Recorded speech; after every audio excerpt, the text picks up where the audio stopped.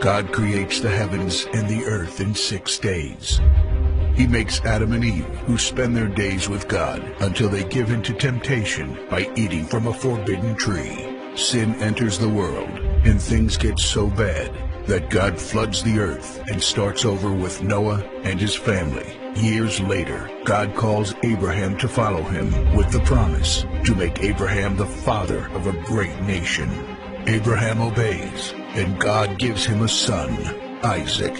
Isaac's son Jacob has 12 sons. Joseph, Jacob's favorite, becomes second in command of Egypt.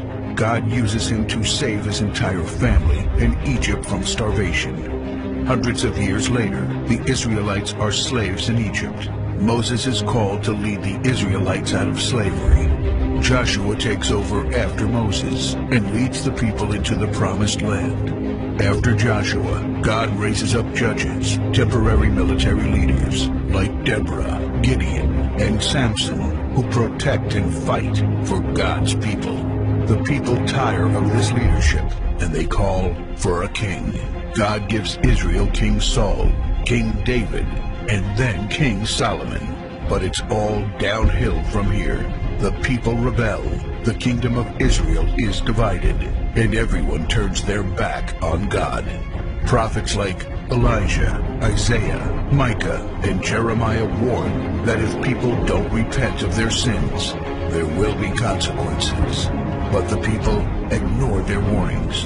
The divided kingdoms are conquered, and God's people face captivity in foreign lands. People like Daniel show great courage and stand up for God when no one else does. Some of the exiled people return to the promised land, but for 400 years, God is silent.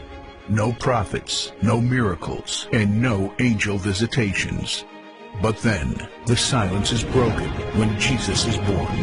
He lives a perfect life, teaches truth, and performs miracles, proving He is God. He shows us the full extent of God's love by taking our place and dying on the cross for our sin. He is placed in a grave, but 3 days later, Jesus rises again, conquering sin and death. His followers travel the world, sharing the good news of His love and starting churches. We now are part of this story, and we have the chance to change the world and share His love, because one day He will crack open the sky and He will return. It's the greatest story ever told.